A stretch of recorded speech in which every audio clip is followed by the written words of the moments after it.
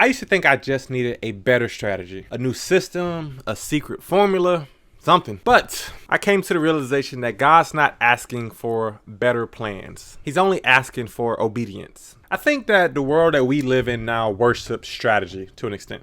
We live in a culture obsessed with tactics, how to grow fast, scale, optimize, and find a hack for absolutely everything. And what I truly believe now that I've been uploading videos almost every day, I guess every day for the last month or so, is that while strategy is good, it is good to have, it is not all that God intended. Because I personally felt that I have followed all of the right steps before, as far as looking for ways to increase viewer retention, trying to find the most eye-catchy thumbnail and the most short and punchy title that can potentially go viral. I've bought the courses, I've listened to the gurus, I've watched the YouTube videos on how to do it right, and still felt like I failed, still felt lost and confused, and for a very long time I had absolutely no idea why this was. And what I realized is that obedience isn't about control. It's about surrendering. And what I mean by this is that if you have the perfect strategy, right? If you have the perfect upload template, the perfect YouTube editors, the perfect everything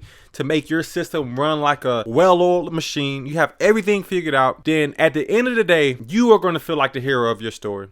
Right? You're going to feel like I did this. I made it because I was so smart. I cracked the code. I hacked the system. I made it happen. Whereas in my new purview, right, I feel that obedience to a calling, when you don't have everything figured out, when you're just doing it because you feel a call in your life in order to do it, where you just show up even when you know that you probably aren't the best in your field, and you show up anyway and you find success anyway, at the end of the day, you can only point to God as the reason why you succeeded. You aren't the hero anymore. God is the focus. Because strategy says, what is the best way to win? While obedience says, what is the right thing to do, even if it doesn't make sense? For example, for me, what I feel that I want to do in my life is make YouTube videos. And even if it doesn't make sense for me to make YouTube videos without having the best cameras or the perfect lighting or the best editors or the team to make it happen daily, even if it doesn't make sense to do all this while working a 9-to-5 and having 2 kids on the way, I think that it's the right thing, because that's what I have been brooding over for the last 5 years, is making YouTube videos. Is that even if I don't get paid for them, I want to find a audience that finds benefit in the messages that I'm speaking. That's what I feel the right choice is. And as a biblical example, as I said in many videos, you can look at many stories from the Bible. David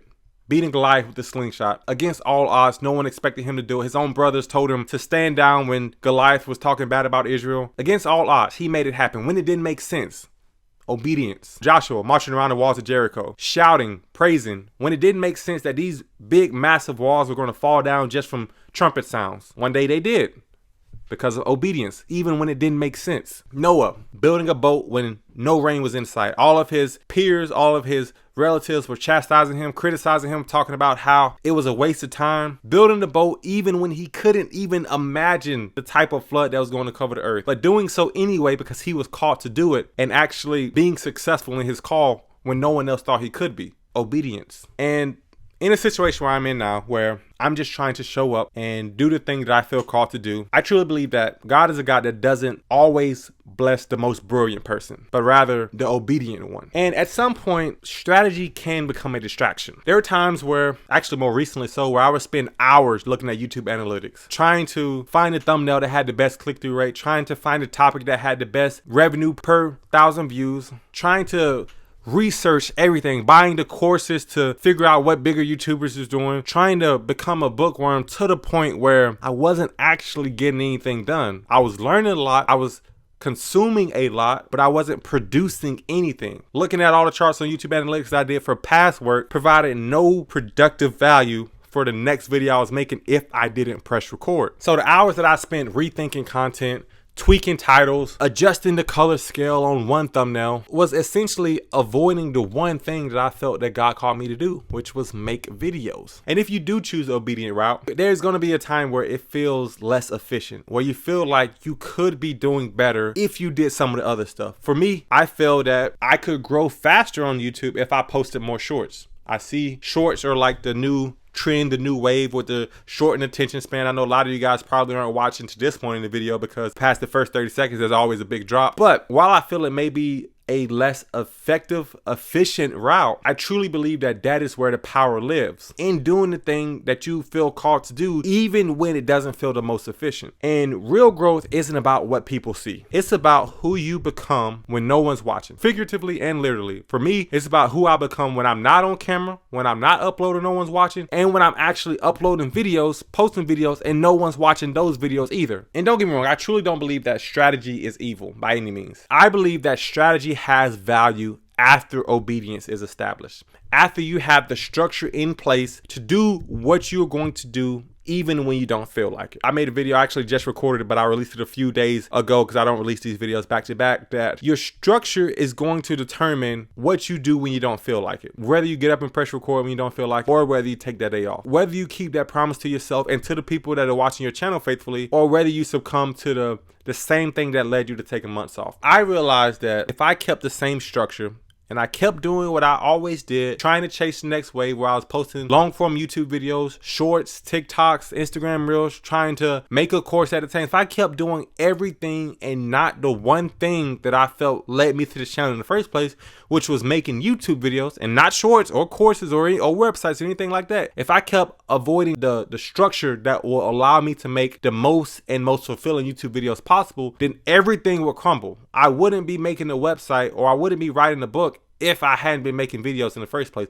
I wouldn't be making YouTube shorts if I hadn't had this channel of long form YouTube videos in the first place. So it all goes back to building a structure around what's most important. So as I said, I do believe that strategy has value after obedience is already in place. And going back to another biblical example for this, in the life of Joseph, if you don't know, Joseph was thrown in a hole by his brothers because he had a vision that he was going to be their ruler. They then sold him off into slavery. He lived in prison for a while. There's a whole story about it in the big book called the Bible if you want to check it out. But in Joseph's life, his promotion came after years of being faithful to the vision, to the calling that God put in his head, right? And it came from quiet obedience, not from secretly laying out the blueprint to how he was going to rise to power one day. He wasn't in the jail cell talking about, oh yeah, I'm going to do this to get power and this to get power, and then one day I'll be. He didn't do that. He literally just kept in secret obedience to the calling that God placed on his heart. And what this means to me is that you can build frameworks, you can build strategy after you said yes to your assignment. Only after you committed yourself to being obedient. And here's a personal challenge to you if you're watching this video. In what areas of your life have you felt that you've been stalling or overanalyzing, having analysis paralysis, or delaying because you are scared to go all in on that thing that you feel called to do? I draw a lot of examples to this YouTube channel because in this channel, I pretty much make videos on the days that I need that message the most. As I said, if I'm talking about discipline, I'm always needing discipline, or maybe not necessarily, but I can always use more discipline. If I'm talking about consistency, I need consistency. If I'm talking about how comfort is killing you, I need the message that I need to get up and record, because nothing is going to come from me saying no to myself again. I don't like how I feel knowing that I have unrealized potential, knowing that I could be doing more, yet I'm laying in bed, knowing that if I only applied myself for a long enough a period of time, even though I'm extremely blessed, let's not get this wrong, like I am not in a position to where I need to go viral. I need to make money on YouTube in order to make ends meet. I need to have a certain number of views per month in order to. I am not in that position. I have a 9-to-5 job. My wife also works. We have a beautiful house and a beautiful family. But I remember as a kid watching the YouTubers unbox their silver play buttons, watching all the creators build their dream from a camera and a microphone and just talking to a camera. And I said to myself as a kid that one day that's going to be me. One day I'm going to be unboxing that silver play button.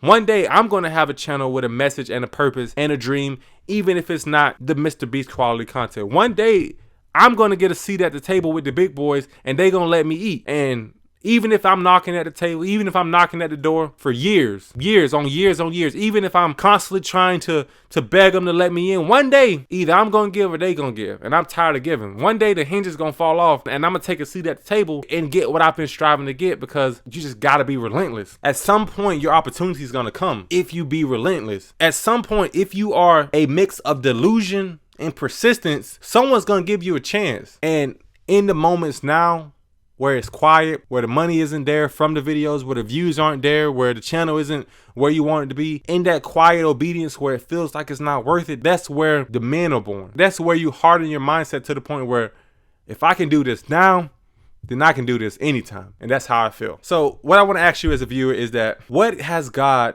told you to do, or what do you feel called to do that you haven't made a move on yet. And if you know what that thing is, then stop waiting for confirmation. You've already been given the dream. You've already been given the vision. Just make a move on it. I don't care if that's raising cows. If you feel that that's what you can do, but you don't see how you can do it, you just start. Figure it out along the way, but say yes to obedience and figure out the strategy along the way. If you found any value in this video, please consider subscribing, and I'll see you in the next one.